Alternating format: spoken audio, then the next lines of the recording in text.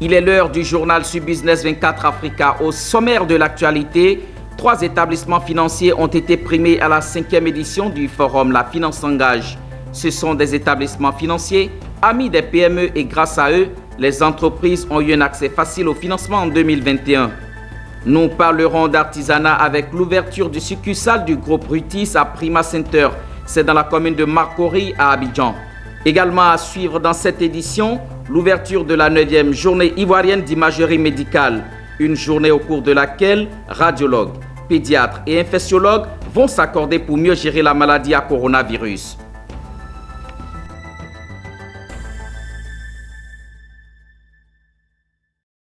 Bienvenue à toutes et à tous. Comme annoncé en titre, les institutions financières ayant le mieux accompagné les PME dans l'accès au financement en 2021 sont connues. C'était au cours de la 4e cérémonie des Awards du financement qui s'est déroulée dans la soirée du jeudi 16 décembre au siège du patronat ivoirien. Une cérémonie de distinction qui vient clôturer la 5e édition du Forum économique La Finance s'engage. Les détails avec Walter Kofi et Marius Seri. Sur 14 institutions bancaires et financières choisies pour leur engagement auprès des PME, 3 d'entre elles se sont distinguées au regard de leur politique d'accompagnement structurant. Une distinction qui s'est faite lors de la 4e remise des awards du financement à la Confédération générale des entreprises de Côte d'Ivoire, CGC. Élue meilleure banque pour avoir mis au cœur de sa politique le financement des entrepreneurs avec un accent sur le genre, Ecobank Côte d'Ivoire rafle le premier prix des awards du financement à la finance s'engage. C'est avant tout une reconnaissance du travail que fait l'équipe maintenant depuis plusieurs années pour essayer de redéfinir un nouveau modèle de financement des PME. Nous ne voulons plus être des banquiers Excel assis dans leur bureau. Nous avons voulu aller sur le terrain, mieux comprendre les besoins des PME. Et ça fait maintenant 3 ans que nous avons commencé ce travail et aujourd'hui nous avons, à notre avis, une solution qui est disponible pour les PME et surtout pour les PME qui sont portées par les femmes. Nous avons lancé un programme qui s'appelle le programme Élevé, où nous voulons déployer au moins 10 milliards chaque année auprès des entreprises portées par les femmes. Pour s'être montrée la plus novatrice, grâce à une offre exclusive de prêts 100% mobile et ses solutions digitalisées, Orange Bank s'empare de la 2e place du podium avec le prix de l'innovation.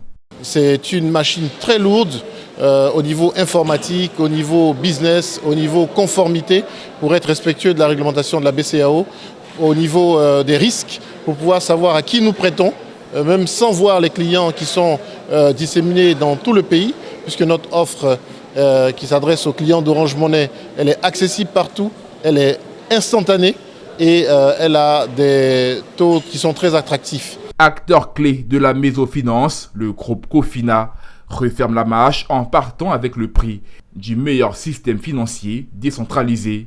Le ministre Félix Anoblé, en charge des PME, a félicité les lauréats et salué les organisateurs qui, à travers ce concours, œuvrent à la promotion des PME ivoiriennes. C'est tout un sentiment donc, de joie qui nous anime, de voir que le combat que nous menons pour que les banques et établissements financiers puissent accompagner les PME, ce combat commence à porter et nos félicitations à ES Partners et à la CGC pour cette action de La Finance s'engage. Notons que la cérémonie a été marquée par la présence du chef du gouvernement, le Premier ministre, Patrick Hachi. Il a partagé la vision du gouvernement qui est de faire du secteur privé, représenté à 90% de PME, le fer de lance de l'économie ivoirienne.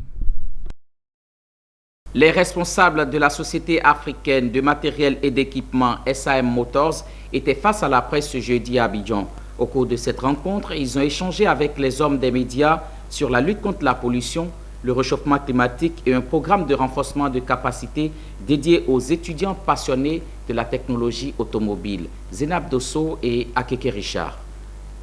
Mohamed Messaouri, directeur général de la Société africaine de matériel et d'équipement SM Motors et ses collaborateurs, face aux journalistes, il s'est agi pour eux d'échanger avec la presse sur plusieurs points dont l'émission de gaz carbonique par les voitures usagées en circulation, mais surtout sur un programme de formation adressé aux écoles techniques de Côte d'Ivoire. L'idée était de lever l'écart de l'inadéquation de la formation et de l'emploi, mais aussi préparer une masse importante de techniciens maîtrisant les nouvelles technologies dans le secteur automobile. En fait, la formation, c'est une politique de l'entreprise qui a commencé par les collaborateurs déjà, ivoiriens et tunisiens. On est en train d'investir. En termes de formation par rapport aux écoles ivoiriennes, le programme a été figé cette année et un budget assez important alloué. Et on va commencer dès le mois de février à interpeller les écoles de formation pour coopérer avec eux pour le transfert de savoir-faire. Notre objectif, en fin de compte, c'est de préparer des techniciens pour le secteur automobile. Et c'est quelque chose qui va faire remonter le niveau de technicité chez les jeunes qui sont déjà amoureux de l'automobile et amoureux de la mécanique. Fondé en 2012 et exerçant jusqu'à fin 2020 sous l'appellation SAM Business, Société africaine de matériel et d'équipement, SM Motors est le distributeur exclusif de la marque Faubestune en Côte d'Ivoire. En vue de permettre aux artisans d'exposer leur savoir-faire, le groupe Rutis a procédé à l'ouverture de l'un de ses succursales ce jeudi à Abidjan. Ils étaient nombreux, ces Abidjanais, à aller découvrir cet espace, nous disent nos reporters Amidi Rassouba et Doumbia Yuba. Permettre aux artisans de montrer leur génie créateur, montrer leur savoir-faire et savoir-être. Tels sont les objectifs du groupe Rutis en ouvrant l'un de ses succursales au grand public. C'est Prima Center de Makori qui a accueilli le cocktail d'inauguration à travers l'exposition de mai de différentes créations et aussi de séances de dégustation provenant de la Côte d'Ivoire. Félix Anoblé, ministre de la promotion des PME, l'artisanat et de la transformation du secteur informel, invite les artisans et tous les travailleurs du secteur à œuvrer afin de faire connaître nos produits et créations au monde entier. Ma présence est liée au fait que d'abord je suis dans une PME et une PME qui a décidé de valoriser plusieurs autres PME qui ne peuvent pas toutes avoir la chance de se retrouver dans cet espace commercial d'un certain niveau, d'une clientèle particulière. Et je voudrais féliciter donc la promotrice, Madame Linda Kaboré, qui a décidé de mettre en valeur l'artisanat ivoirien, le savoir-faire des artisans ivoiriens. Mais à Prima Center, je suis déjà pharmacienne à Prima Center depuis 24 ans, 25 ans que je suis installée ici. Ce local s'est libéré et c'est presque 200 mètres carrés. 200 mètres carrés en plein Abidjan, c'est rare. Et ça permet de mieux s'exprimer. Ça permet, pour moi, toutes mes passions sont réunies sur un même site, mais aussi et surtout, ça permet d'offrir une plateforme aux artisans. Parce que vous avez remarqué, les artisans, ils n'ont que les expositions. Actuellement, ils sont débordés parce qu'on est en période de Noël. Mais en janvier, qu'est-ce qu'ils vont vendre? Au moins ici, ils viennent, ils déposent leurs affaires. Paris réussit donc pour l'organisatrice qui a vu la participation de nombreuses personnes venues saluer le travail abattu, admirer les créations et visiter les nombreux stands présents pour cette soirée. Sa mission et son apport au développement de l'agriculture, le CISEC entendait, Conseil économique, social, environnemental et culturel voulait en savoir davantage. Désormais, c'est chose faite. Récemment, au siège de l'institution CISA Abidjan Plateau, les conseillers économiques ont reçu le directeur général de l'ANADER au cours de la traditionnelle tribune du CISEC. Une rencontre qui a permis aux deux entités d'être sur la même longueur d'onde quant à l'organisation et la structuration de l'ANADER. Issa Badini et Marius Seri nous font le point de cette rencontre. ANADER, Agence nationale d'appui au développement rural, qu'est-ce que c'est? Quelles sont ses missions? Quelle est la plus-value qu'elle apporte au secteur agricole et rural? Aussi, est-elle confrontée à des difficultés? Si oui, lesquelles? Le grand oral du directeur général de l'ANADER devant le Conseil économique, social, culturel et environnemental n'est pas loin de répondre à toutes ces questions, avec pour objectif de donner une visibilité sur le fond de l'assiette de l'agence au CISEC. Nous avons essayé de retracer un peu la notion de concept de conseil agricole comment est-ce que cela est étendu, quelles sont les préoccupations qui sont prises en compte dans le cadre du Conseil agricole et quels sont les résultats que nous avons pu obtenir avec les différents partenaires du milieu, parce que c'est un sujet qui est tellement vaste qu'un seul interlocuteur ne peut pas prétendre résoudre tous les problèmes du milieu rural. Interrogé sur les acquis de son organisation, pour Sidiki Cissé, il y a de quoi à être satisfait. Un exposé qui semble avoir convaincu l'auditoire, au premier rang, le chef du CESEC. Celui qui ne connaît pas, il est ignorant. Voilà. C'est pas méchant du tout, c'est la vérité. Nous étions un peu ignorants avant votre arrivée, maintenant nous ne le sommes plus. Nous sommes venus vers vous pour avoir les informations, mais il y en a qui ne viendront jamais vers vous. Donc essayez de communiquer davantage pour qu'eux également ils ne soient pas ignorants comme nous ne le sommes plus après votre passage ici. Au nom donc de mes pairs, conseillers économiques, sociaux, environnementaux et culturels, et au mien, je voudrais donc vous adresser toutes nos vives félicitations ainsi que nos compliments sincères pour cet exposé sincère que vous venez, cet exposé brillant que vous venez de faire. Créé en 1993, l'ANADER s'est donné pour mission, entre autres, de favoriser le professionnalisme des producteurs agricoles, assurer la promotion des coopératives agricoles et des associations de producteurs, conseiller les pouvoirs publics sur les questions liées à la promotion du monde rural. Une semaine plus tôt, le CESEC a reçu sur ces mêmes lieux le directeur général de l'Agence de développement de la filière riz, ADERI. Là encore, il s'agit pour l'institution dirigée par l'ancien ministre de la Santé de bénéficier d'informations relatives à l'organisation et au fonctionnement de cette autre agence. Ouvrons une page santé à présent dans ce journal. Collaboration pluridisciplinaire dans la Covid-19. C'est sur ce thème que s'est ouverte ce vendredi à Abidjan la 9e journée ivoirienne d'imagerie médicale. 2 jours durant, radiologues, pédiatres et infectiologues vont accorder leur violon à travers des conférences et des communications pour une meilleure gestion de la pandémie à coronavirus en Côte d'Ivoire. La radiologie au cœur de la médecine, encore faut-il que la médecine soit au cœur de la radiologie. C'est en substance l'équation en G et durant ces 2 jours de congrès de la CIM, Société ivoirienne d'imagerie médicale.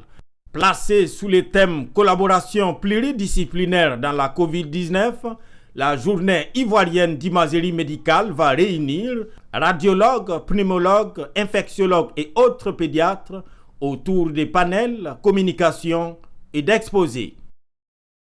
Donc le but de notre congrès, c'est de former les radiologues à faire le diagnostic du Covid, donc à reconnaître les lésions du Covid, mais c'est également former nos collègues infectieux ou pneumologues qui prennent en charge les malades pour qu'ils fassent la meilleure prescription possible pour que le malade ne soit pas victime d'un retard diagnostique. Le thème est un thème d'actualité. Le thème est un thème d'actualité concernant la Covid-19 et donc le thorax est à l'honneur au cours de ce congrès et donc les différents thèmes que nous allons développer vont nous permettre de pouvoir encore approfondir, affiner notre art. Je pense que le président du congrès a déjà fait un pas dans ce sens en nous invitant. C'est pour partager cette expérience, c'est pour renforcer cette collaboration. Donc nous sommes déjà dans la collaboration, nous collaborons depuis longtemps, il suffit de la renforcer. Qui parle d'imagerie médicale parle d'appareils technologiques, d'où la présence à ces congrès de la CIM d'équipementiers médicaux. On est partenaire sur toute l'année avec la Société d'imagerie médicale pour suivre les médecins en Côte d'Ivoire pour la formation, d'application et encore avec des ateliers de formation car on est d'accord que c'est un partenariat. Si on a la meilleure technologie en Côte d'Ivoire, mais il faut que les médecins ivoiriens soient déjà encore formés d'utiliser correctement et d'une manière efficace la technologie qu'on vient avec. Quand on a un meilleur diagnostic, on a un meilleur traitement. Et d'un autre niveau, de faire savoir aux médecins que nous sommes là pour les accompagner à acquérir l'équipement, parce qu'ils ont besoin, c'est un outil de travail pour eux, pour performer.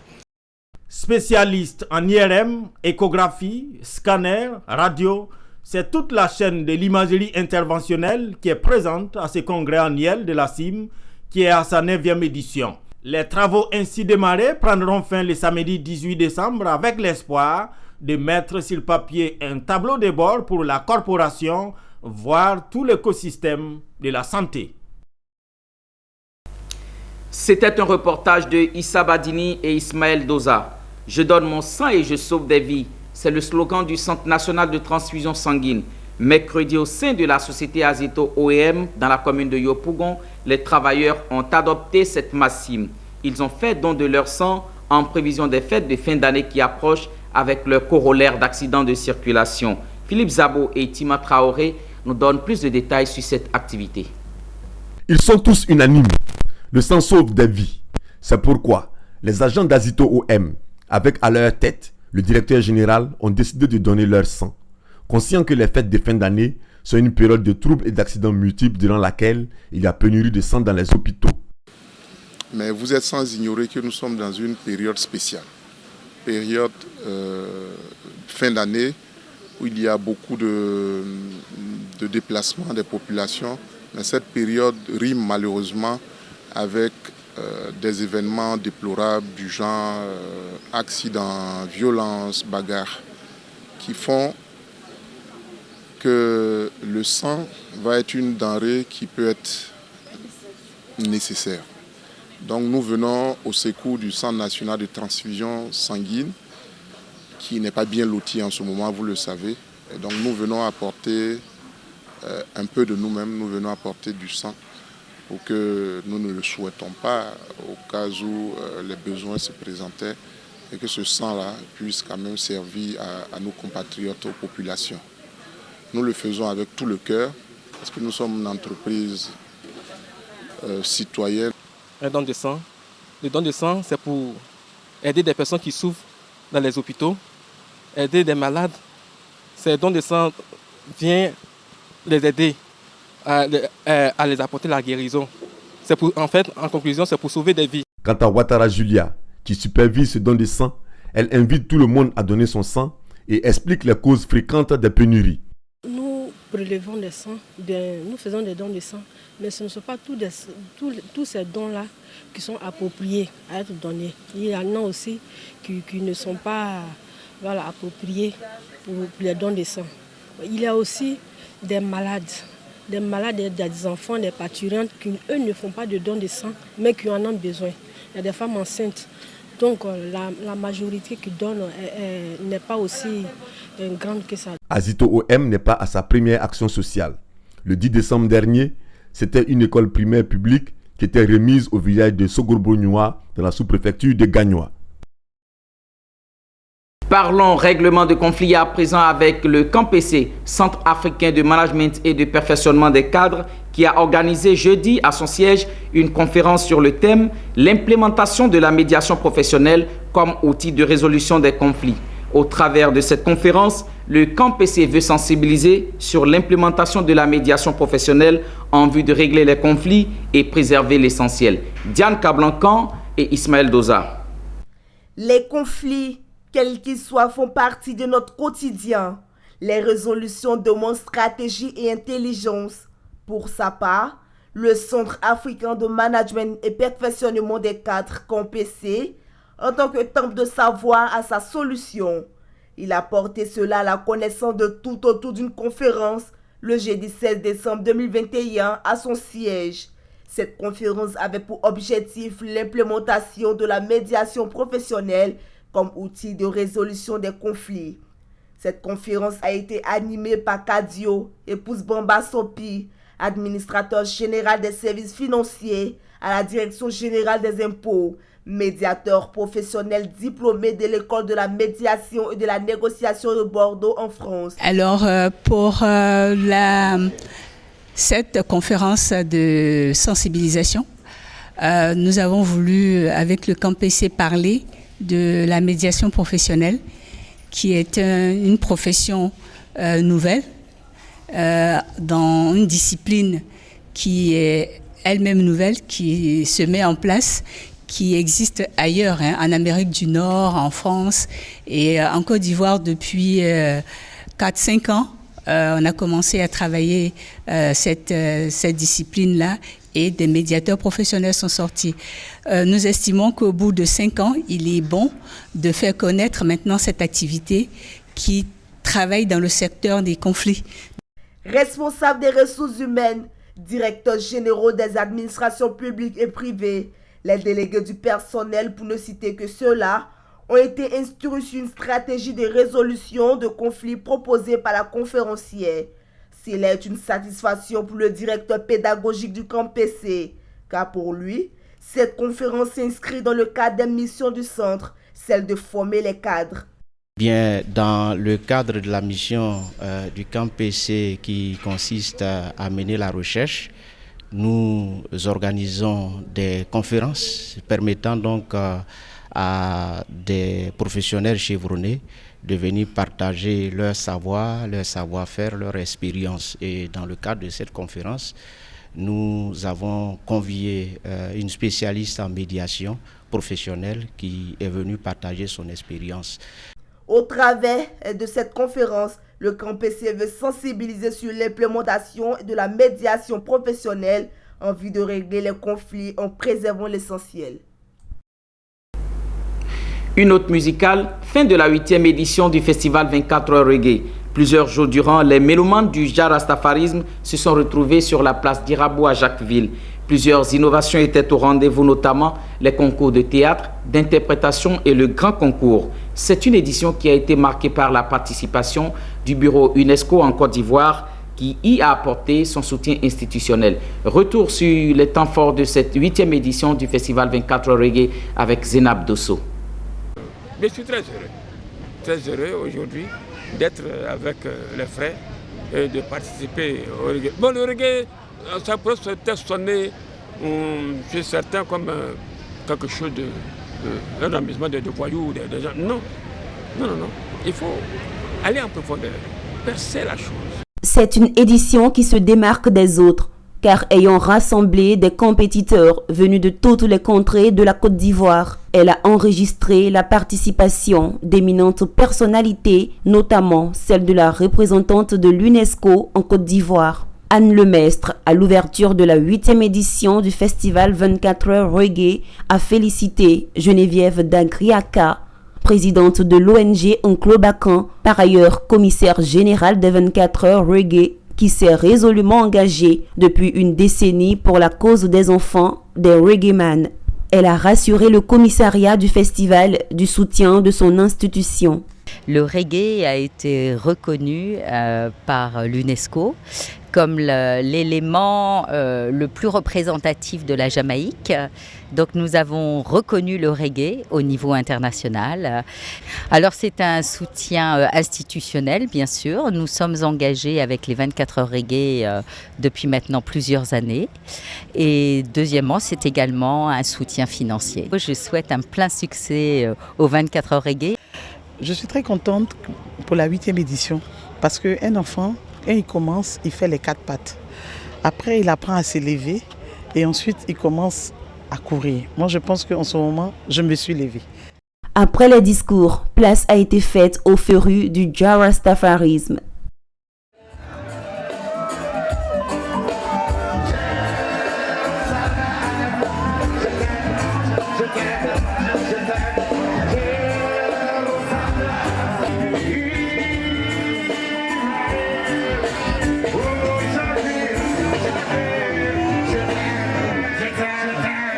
Korogo, Odiéné, Daloa, Abidjan, toutes ces grandes villes ivoiriennes étaient représentées. La 8e édition du festival 24 heures reggae, c'est notamment des concours de théâtre et d'interprétation des morceaux des sommités du reggae music.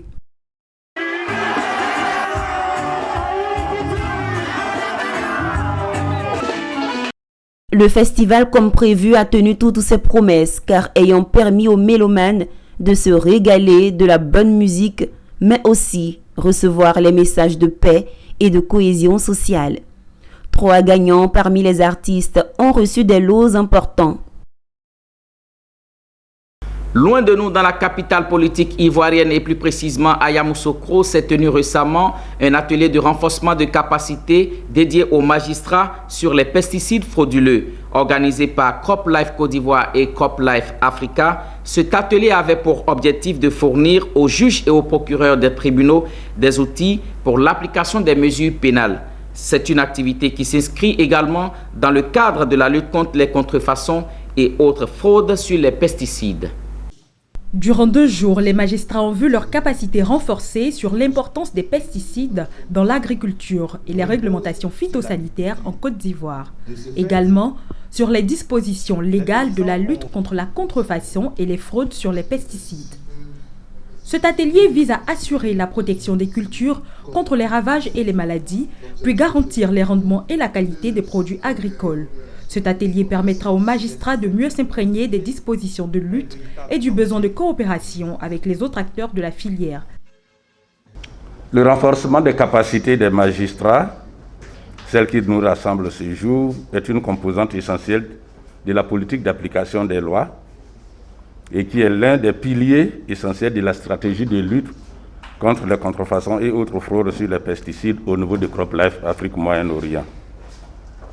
En fait, la contrefaçon est une activité criminelle. Notre atelier vise donc à partager avec les magistrats les outils en vue des poursuites et leur permettre de prendre des mesures et sanctions dissuasives contre cette activité criminelle. L'atelier vise encore à encourager la collaboration entre les entités chargées de la mise en œuvre et l'application des lois, telles que les autorités réglementaires représentées par la Direction de la protection des végétaux, du contrôle et de la qualité.